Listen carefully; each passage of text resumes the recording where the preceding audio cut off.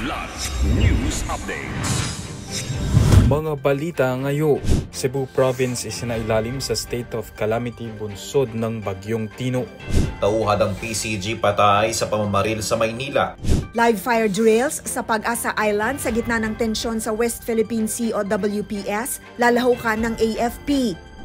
Ako po si Cesar Soriano para ihatid ang nangungunang mga balita sa buong kapuluan ngayon. Isinailalim na sa state of calamity ang buong probinsya ng Cebu, bunsod ng naging epekto ng pagtama ng Bagyong Tino, ayon kay Cebu Governor Pam Baricuatro. Sa bisa ng Executive Order No. 68, inirekomenda ang deklarasyon upang magamit sa rescue, relief, and recovery efforts ang calamity funds at makontrol ang presyo ng mga pangunahing bilihin. Bagamat inasahan ang pagtama ng bagyo sa probinsya, ikinagulat ng mga residente ang dami ng tubig ulang dala ni Tino na umabot sa 183 mm, higit na mas mataas sa 131 mm monthly average ayon sa Pag-asa. Dahil dito ay nalubog sa baha ang maraming lugar sa Cebu na puminsala sa maraming ari-arian, kabilang ang daan-daang kabahayan at mga sasakyan. Libo-libong residente rin ang inilikas at kasalukuyang nananatili sa evacuation center. Hindi bababa sa 50 katao ang nasawi, karamihan ay dahil sa pagkalunod o natamaan ng debris.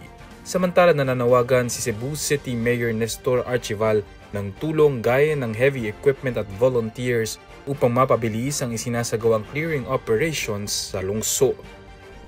Patay ang isang tauhan ng Philippine Coast Guard o PCG matapos barilin ng hindi pa nakikilalang salarin sa J. Barlin Street, Sampaloc, Manila kaninang umaga ng Miyerkules, Nobyembre 5. Ayon sa inisyal na ulat ng Barbosa Police Station, nakaalitan umano ng sospek ang biktimang si Apprentice Seaman S.A.N. Al-Hazil Tati, 38 anyos hanggang sa nauwi sa pagbunot ng baril.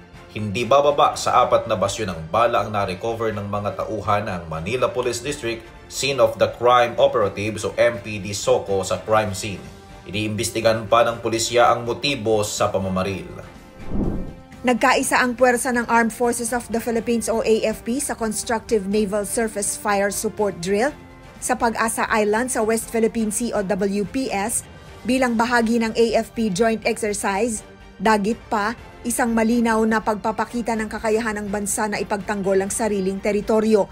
Ayon kay AFP Chief General Romeo Bronner Jr., kalahok sa pagsasanay ang mga puwersa ng dagat ng Philippine Navy, himpapawid ng Philippine Air Force at lupa ng Philippine Army upang subukan ng bisa ng Comprehensive Archipelagic Defense Concept o CADC at Territorial Defense Plan Bantay Kalayaan.